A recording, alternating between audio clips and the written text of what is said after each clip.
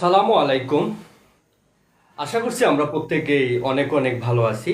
আজকের class specially যারা 2025 সালে এইচএসসি পরীক্ষাতে অংশ নিতে যাচ্ছ তাদের জন্য। তো আজকে যে বিষয়টা নিয়ে আলাপ করব সেটা হচ্ছে খুবই simple, right form of verb. Right form of ভার্বের একটা টপিক নিয়ে আলোচনা করব। আমরা প্রায়ই প্রত্যেকটা বোর্ডের প্রশ্নগুলো আমরা একটু স্টাডি করলে বুঝতে পারবো যে সেখানে আমরা দেখতে পাবো যে প্রায় বি ভার্বটা রেগুলারলি এসে থাকে। তো আমরা বি ভার্বের যে বিভিন্ন ফর্ম রয়েছে, একটা শূন্যস্থানে বি ভার্বে কোন ফর্মটা বসবে সেটাই আজকে আলাপ করব। তো কথা না বাড়িয়ে চলে যাচ্ছি আমাদের মূল টপিকে। তো যারা যুক্ত হয়েছো অবশ্যই ভিডিওটি শেয়ার করতে ভুলবে না। ভিডিও শেয়ার করলে অবশ্যই হয়তো তোমার কোনো বন্ধু, তোমার কোনো বড় ভাই বা ছোট ভাই বোন যারা এইচএসসি পরীক্ষাতে অংশ নিতে যাচ্ছে সামনে 25 সালে, বা এই যে সামনে জুনের 27 তারিখ থেকে পরীক্ষা শুরু হবে, তো তারা অনেক বেশি উপকৃত হবে। ওকে, লেটস গেট স্টার্টেড।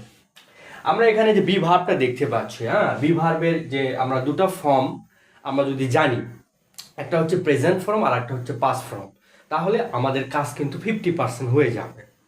দুটো ফর্ম যদি জানি, একটা হচ্ছে প্রেজেন্ট ফর্ম আর একটা হচ্ছে পাস্ট ফর্ম। তো বি ভার্বের যে প্রেজেন্ট ফর্মটা রয়েছে, বি ভার্বের প্রেজেন্ট ফর্ম, এই প্রেজেন্ট ফর্ম এর মধ্যে বি ভার্বের তিনটা রূপ রয়েছে। একটা হচ্ছে এম, একটা হচ্ছে ইজ, আর একটা হচ্ছে আর। এই তিনটা ফর্ম রয়েছে। আর একটা হচ্ছে পাস্ট ফর্ম। পাস্ট ফর্মে রয়েছে দুটা রূপ বি ভার্বের, একটা হচ্ছে ওয়াজ আর একটা হচ্ছে ওয়ার। এই এই দুটা রূপ জানলেই মোটামুটি 50% কাজ আমাদের ওকে হয়ে যাবে। আবারও বলছি, বি ভার্ব প্রায়ই এসে থাকে, এবং যারা 26 সালেও পরীক্ষা দিতে যাচ্ছ তাদের জন্য তো রাইট ফর্ম অফ ভার্ব থাকবেই। এছাড়াও যারা এসএসসি পরীক্ষার্থী 9 ক্লাস 8 পড়ে, তাদের তো রাইট ফর্ম অফ ভার্ব রয়েছে, তারাও এই ক্লাস থেকে উপকৃত হতে পারো। তো ধৈর্য ধরে ক্লাসটা শেষ পর্যন্ত দেখো, আশা করছি অনেক বেশি ভালো হবে। ওকে, এখানে যেটা দেখতে পাচ্ছি, এম এবং ইজ, এম এবং ইজ এই দুটার পাস্ট ফর্ম হচ্ছে ওয়াস, এবং আর এর পাস্ট ফর্ম হচ্ছে ওয়ার। এখানে ক্লিয়ারলি জানতে হবে যে এম এবং ইজ এর পাস্ট ফর্ম হচ্ছে ওয়াস, আর এর পাস্ট ফর্ম হচ্ছে ওয়ার। এখন আবারও বলছি যে প্যাসেজটা যদি প্রেজেন্ট টেন্সকে তুলে ধরে, বর্তমান কালকে তুলে ধরে, সেই ক্ষেত্রে আমাদের বি ভার্ব থেকে প্রয়োজনে ব্যবহার করতে হবে অ্যামিজার। আর যদি অতীত কাল নির্দেশিত হয় সেই ক্ষেত্রে ব্যবহার হবে ওয়াজ এবং ওয়ার। মাথার মধ্যে ক্লিয়ারলি আনতে হবে। যদি প্যাসেজটা কি বর্তমান কালের, প্যাসেজটা দেখে বোঝা যাবে কোনো না কোনো ভাব থাকবে যেটা বর্তমান কালকে নির্দেশ করবে। আর প্যাসেজের মধ্যে যদি once upon a time, it is high time, long ago, last Friday, last month, last week, এ ধরনের কথা থাকলে নিঃসন্দেহে আমরা ধরে নিতে পারবো এটা হচ্ছে পাস্ট টেন্সকে মিন করতেছে। তখন বি ভার্ব থেকে আমাদের ব্যবহার করতে হবে ওয়াজ অথবা ওয়ার। এখন আমাদের জানতে হবে যে কোথায় এম নাকি ইজ নাকি আর প্রেজেন্টের জন্য ব্যবহার করব, আর কোথায় ওয়াজ নাকি ওয়ার পাস্ট টেন্সের জন্য ব্যবহার করব। তাহলে প্রথমে আমি দেখাবো যে এম ইজ নাকি আর, একটা শূন্যস্থানে এম হবে না ইজ হবে না আর হবে, সেটাই দেখাবো। একটা কথা অবশ্যই আমাদের মাথায় রাখতে হবে, সেটা হচ্ছে কি যে আই এর পরে সর্বদা বসবে হচ্ছে এম। আই এর পরে কি বসবে? এম। এটা নির্দিষ্ট, আই এর পরে এম। তাহলে এটা আমাদের চলে গেল, আয়ের পরে এম বসবে। তাহলে একটা আমাদের একদম পুরো মানে ক্লিয়ারলি বা মানে ফুললি ক্লিয়ার দ্যাট যে আয়ের পরে আমরা এম বসাবো। এটা মাথার মধ্যে আনতে হবে, আয়ের পরে এম, আয়ের পরে এম। ওকে, সব সময় আয়ের পরে এম। এরপরে আমাদের থাকলো হচ্ছে ইজ এবং আর। তাহলে কোথায় ইজ বসাবো, কোথায় আর বসাবো? খুবই সিম্পল, ভেরি সিম্পল, এবং খুবই ইন্টারেস্টিং যে এটা আমরা খুব ইজিলি মনে করতে পারবো এবং প্রায় পরীক্ষাতে আসে, এজন্য ভুল করা যাবে না। তাহলে দেখতে হবে যে ইজ কোথায় বসবে। মনে রাখতে হবে যখন একটা কোনো কিছু বুঝায়, একটা বিষয় হতে পারে, একজন মানুষ হতে পারে, একটা প্রাণী হতে পারে, একটা বিষয় হতে পারে, সবার জন্য কি হবে? সবার জন্য ইজ হবে, মাথায় রাখতে হবে। একটা সিঙ্গেল কোনো কিছু যদি মিন করে, অথবা কোনো কিছুকে যদি না বুঝায়, একজনকেও বোঝাচ্ছে না, একটা বস্তুকে বোঝাচ্ছে না, তাহলে সেই ক্ষেত্রে আমাদের কি বসাতে হবে? ইজ বসাতে হবে। আর যখন দুই বা ততোধিক কোনো কিছু হবে, সেটা ব্যক্তি হোক, বস্তু হোক অথবা প্রাণী হোক, সেই ক্ষেত্রে বলবে হচ্ছে আর। সিঙ্গেল যদি হয় সেই ক্ষেত্রে হবে ইজ, মাথায় রাখতে হবে। আর এস অর্থাৎ সিঙ্গেল, সিঙ্গুলার, এর পরে পি অর্থাৎ প্লুরাল, পির জন্য হবে আর। পির জন্য কি হবে? আর। মাথায় রাখতে হবে সিঙ্গলের জন্য হবে ইজ আর প্লুরালের জন্য হবে আর। এটা এক্সাম্পলের মাধ্যমে আমরা বুঝাবো এবং বোর্ড প্রশ্ন থেকে দু তিনটা সেন্টেন্স যে কোথায় বি ভার্ব রয়েছে সেটা এখানে তুলে দিব, যেন তোমরা সহজেই বুঝতে পারো যে কোথায় ইজ হবে, কোথায় আর হবে। এই যে তিনটা রয়েছে, এই তিনটার মধ্যে দুটা সবচেয়ে গুরুত্বপূর্ণ, সেটা হচ্ছে ইজ এবং আর। ইজ এবং আর এম অতটা গুরুত্বপূর্ণ নয়, মাথায় রাখতে হবে। এরপরে যদি অতীত নির্দেশিত হয় তাহলে ওয়াজ এবং ওয়ার হবে। তাহলে মাথায় রাখতে হবে কোথায় ওয়াজ হবে, কোথায় ওয়ার হবে। ওই একই কথা, যদি সিঙ্গেল কাউকে বুঝায়, যদি ব্যাপারটা সিঙ্গুলার হয়, সেটা তোমার ব্যক্তি হোক, বস্তু হোক, একই কথা, বারবার রিপিট করার দরকার নেই। মাথার মধ্যে আনতে হবে, থটফুল মাইন্ড হতে হবে, বুঝতে হবে, শার্পনেস ভিতরে থাকতে হবে, অ্যাটেন্টিভনেস থাকতে হবে। তাহলে কি হবে? এখানে হবে সিঙ্গুলার যদি কোনো কিছু মিন করে তাহলে হবে ওয়াজ, এবং বহু বচন প্লুরাল কোনো কিছু মিন করলে হবে ওয়ার। সেটাই এখন এক্সাম্পলে এখানে দেখানোর চেষ্টা করব। ওকে, আমি শুরুতে ঢাকা বোর্ডের একটা প্রশ্ন তোমাদের সঙ্গে শেয়ার করব। অবশ্যই একটু ধৈর্য সহকারে দেখতে হবে, তাহলে আমরা সহজে বুঝবো। ঢাকা বোর্ডের 2024 সালের প্রশ্ন একটা এখানে আমি তুলে দিচ্ছি, দেখো তোমরা দেখলে সহজেই বুঝতে পারবা। এখানে আছে ওয়ান্স আপন এ টাইম, শুরুতে আছে once upon a time, once upon a time, once upon a time.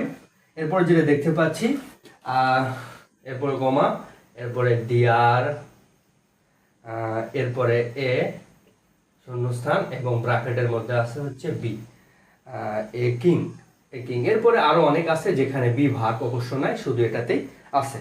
ওকে, আমরা এটা একটু সলিউশন করব যে once upon a time there B ভাগ রয়েছে এ কিং। তাহলে শুরুতেই আমাদের দেখতে হবে যেটা কি বর্তমান কালের নাকি অতীত কালের। এই দুটা যদি ক্লিয়ার করতে পারি তাহলে 50% অ্যান্সার তোমার হয়ে যাবে। তাহলে ওয়ান্স আপন এ টাইম কোনো এক সময় বা একদা, তাহলে এই কথাগুলো অতীত কালকে নির্দেশ করে, তাহলে অবশ্যই কি হবে? পাস্ট ফর্মে হবে, পাস্ট টেন্স হবে।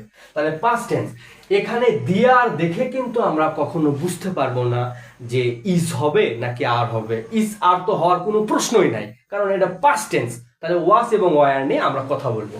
তাহলে দিয়ার দেখে কিন্তু বোঝার উপায় নেই যে এটা কি মানে এক বচন নাকি বহু বচন। আমাদের দেখতে হবে যে এই যে বি ভার্বের পরে যে শব্দ রয়েছে এ কিং। আচ্ছা তোমরাই বলো, এ দ্বারা কি দুটা তিনটা চারটা বোঝায় না একজনকে বোঝায়? অবশ্যই একজনকে বোঝায়। যেহেতু একজন সিঙ্গুলার, সেহেতু আমাদের বসাতে হবে হচ্ছে ওয়াজ ভার্ব। কি বসাতে হবে? ওয়াজ। ইজিলি আমরা কিন্তু হাফ নাম্বার পেয়ে গেলাম।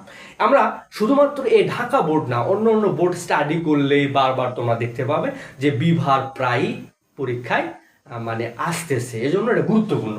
তাহলে আমরা দেখতে পাচ্ছি যে এখানে ওয়াজ হবে নাকি ওয়ার হবে তা নির্ভর করবে শূন্যস্থানের পরে যে শব্দটা রয়েছে তার উপরে, কারণ এখানে দিয়ার দিয়ে শুরু হয়েছে। দিয়ার কখনো সাবজেক্ট হিসেবে এখানে ব্যবহার হয়নি। তাহলে আমাদের দেখতে হবে শূন্যস্থানের পরে কি একটা আছে নাকি একটার বেশি আছে। একটা আছে, তো সেহেতু কি হবে? ওয়াজ হবে। আমরা আর একটা প্রশ্ন আলাপ করবো একটু। যারা আসো ভিডিওটি ভালো লাগলে শেয়ার করবে, আশা করছি অনেক উপকৃত হবে। শুধু যে যারা এইচএসসি পরীক্ষা দিচ্ছ তারাই না, আর অনেকে যারা আসো তাদের জন্য ব্যাপারটা গুরুত্বপূর্ণ। যারা সামনে এসএসসি পরীক্ষা দেবে, ক্লাস 8, 9, ক্লাস 10-এ পড়তেছো, তাদের জন্য এটা গুরুত্বপূর্ণ। ওকে, আমরা এখন দেখবো রাজশাহী বোর্ড 2024 সালে একটা প্রশ্ন আসছিল। এটা অনেক ইম্পর্টেন্ট একটা প্রশ্ন এবং অনেকেই এই প্রশ্নটা ভুল অ্যান্সার করে। তো আমরা এটা দেখবো একটু কাইন্ডলি, আমরা একটু ধৈর্য সহকারে দেখব। The life of our farmers, এরপরে শূন্যস্থান দেওয়া আছে, এখানে বি ভার্ব দেওয়া আছে। বারবার বিভিন্ন বোর্ডে এই প্রশ্নটা আসে, এই জন্য আমাদের দেখতে হবে ফুল অফ হার্ড শিপস। আশা করছি ভালো লাগবে, অনেক উপকৃত হবে। তো আমরা এখানে দেখতে পাচ্ছি এখানে কিন্তু দেয়ার নাই, তো এজন্য দেয়ারের পরে যে কোন ওয়ার্ড আছে সেটা আমাদের দেখার বিষয় না। আমাদের বিষয় হচ্ছে যে সাবজেক্টটা সিঙ্গুলার নাকি প্লুরাল, এটা আমাদের দেখতে হবে। Okay fine. এই যে বাক্যটা আমরা দেখতে পাচ্ছি, যদি যদি মানে আমরা বাক্যটা অর্থ না জানি, অর্থ যদি নাও জানি, তাও আমরা এই প্রশ্নটার সঠিক অ্যান্সার করতে পারবো। কিভাবে? চলো দেখা যাক। তো এখানে দেখতে পাচ্ছি the life of our farmers. তাহলে এখানে কি মানে কৃষকদেরকে বোঝানো হচ্ছে নাকি তাদের জীবনকে বোঝানো হচ্ছে? এটা একটু কিন্তু ইন্টারেস্টিং, খুবই ইন্টারেস্টিং একটা ব্যাপার, খুবই মজার একটা ব্যাপার, এবং খুবই টেকনিক্যাল একটা ব্যাপার আছে এখানে। সেটা হচ্ছে অফ দিয়ে দেখো দুটো নাউন যোগ করা আছে, একটা হচ্ছে লাইফ আর একটা হচ্ছে ফার্মার্স। অনেকে মনে করবো ফার্মার্স, এখানে এস আছে, তাহলে এখানে কি দেই? আর দেই, বহু বচন যেহেতু, তাহলে আর দেই। ব্যাপারটা কিন্তু নট ইজি। তো কি দেখতে হবে? দেখতে হবে অফের আগে যেটা আছে এটাকে হেডওয়ার্ড ধরতে হবে, এটা হচ্ছে মূল অংশ। একটু একটু সিম্পলি যদি বাংলা করা হয় যে আমাদের কৃষকদের জীবন, তাহলে তোমরাই বলো এখানে কি কৃষকদেরকে বোঝানো হচ্ছে না কৃষকদের জীবনকে বোঝানো হচ্ছে? অবশ্যই কিন্তু কৃষকদের জীবনকে বোঝানো হচ্ছে। তো এই জীবনটাই হবে কিন্তু এই এতটুকু অংশের হেডওয়ার্ড, সাবজেক্টের হেডওয়ার্ড। তাহলে এখানে লাইফটা আছে সিঙ্গুলার, তাহলে আগেও বলেছি, এখনো বলছি, ইনশাআল্লাহ সময় পেলে পরেও বলবো, সিঙ্গুলার হলে বি ভার্ব থেকে আসবে হচ্ছে ইজ। বি ভার্ব থেকে কি আসবে? ইজ। এটা সিঙ্গুলার, এটা অনুসারে এখানে ভার্ব বসাতে হবে, তাহলে কি হবে? ইজ হবে। আবার ফার্মার্স অনুসারে বসালে কিন্তু ভুল হয়ে যাবে, এটা কিন্তু একবারই করা যাবে না। আর একটা বোর্ড প্রশ্ন আলাপ করব, আশা করি এটা খুবই অনেক বেশি মজার হবে। তো একটু ধৈর্য ধরো, ভিডিওটি ভালো লাগলে প্রত্যেকের কাছে শেয়ার করে দাও, নিজের টাইম লাইনে শেয়ার করে রাখতে পারো। তো আমরা এটা দেখাবো যে বি ভার্ব ওয়ালা রাইট ফর্ম অফ ভার্ব কোথায় রয়েছে সেটা একটু দেখার চেষ্টা করব এখানে। ওকে, আর একটা আলাপ করব, খুবই অল্প সময়ের মধ্যে শেষ করে দেব। আশা করছি ক্লাসটি অনেক বেশি উপকৃত হবে, এনজয়েবল হবে। তো এটা একটু দেখাবো, ঠিক আছে? দেখো এখানে এটা এটা কোন বোর্ড? এটা হচ্ছে চট্টগ্রাম বোর্ড 2024। এটা একটু দেখব। শুরুতে লেখা আছে রিলেশনশিপস, রিলেশনশিপস। এ নাম্বার শূন্যস্থান, এখানে বি আছে, বি ভার্ব আছে, be verb of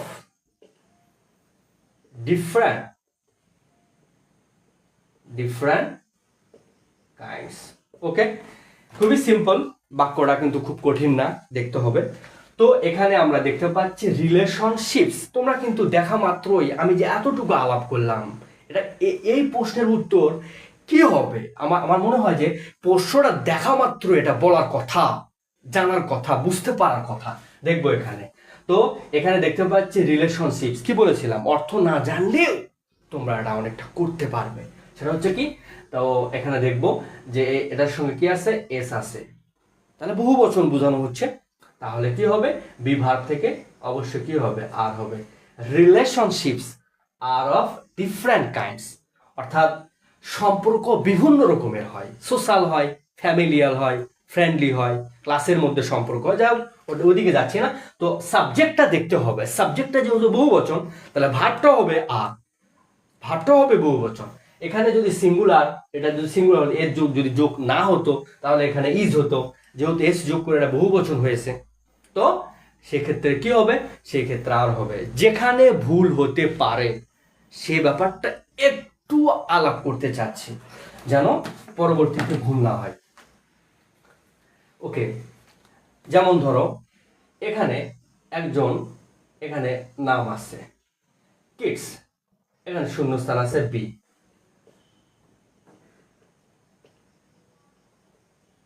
my favourite point.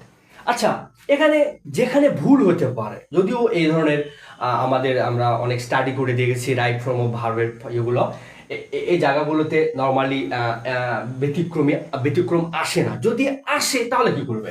দেখো কিডস, এটা একজন কবির নামকে বোঝানো হচ্ছে, অর্থাৎ ওই ওই নামের শেষ শব্দটাতে শেষ লেটারেই এস আছে, দেখে মনে হবে বহু বচন। নো, এই জিনিসটা কিভাবে বুঝবে? দেখো কিডস, মাই ফেভারিট, এখানে কি পয়েটস আছে? পয়েটস কিন্তু নাই, পয়েট আছে, অর্থাৎ একজনকে বোঝানো হচ্ছে। কি বোঝানো হচ্ছে? একজনকে বোঝানো হচ্ছে।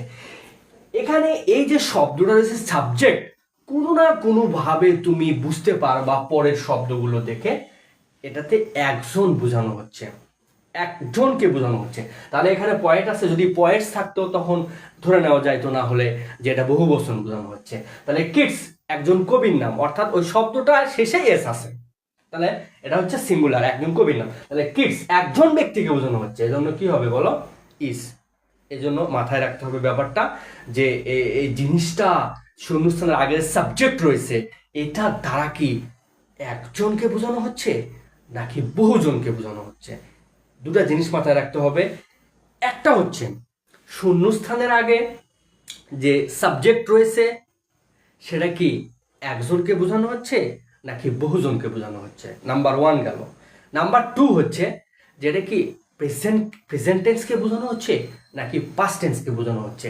এটা যদি কমপ্লিট করতে পারি, বুঝতে পারি, 75% না 99% তুমি অ্যান্সার করতে পারবা, এবং বাদ বাকি প্র্যাকটিস এর উপরে নির্ভর করবে। তাহলে দুটো জিনিস মনে রাখতে হবে যে সাবজেক্টটা কি সিঙ্গুলার নাকি প্লুরাল, এক নাম্বার গেল। আর দুই নাম্বারটা হচ্ছে এটা কি প্রেজেন্ট টেন্স নাকি পাস্ট টেন্স। তো সিঙ্গুলার হলে ইস, আর প্লুরাল হলে হচ্ছে আর। পাস্ট টেন্স যদি হয় সিঙ্গুলার হলে ওয়াজ, আর প্লুরাল হলে হচ্ছে ওয়ার। এটা মাথায় রাখতে হবে। তো যারা ভিডিওটিতে লাস্ট পর্যন্ত যুক্ত হয়েছো তাদেরকে অসংখ্য ধন্যবাদ। আর যারা পরবর্তীতে ভিডিও দেখবে অবশ্যই না টেনে সম্পূর্ণ ভিডিওটি দেখবে, আশা করছি অনেক উপকৃত হবে। আর ভিডিওটি যদি ভালো লেগে থাকে অবশ্যই শেয়ার করবে। Thank you very much.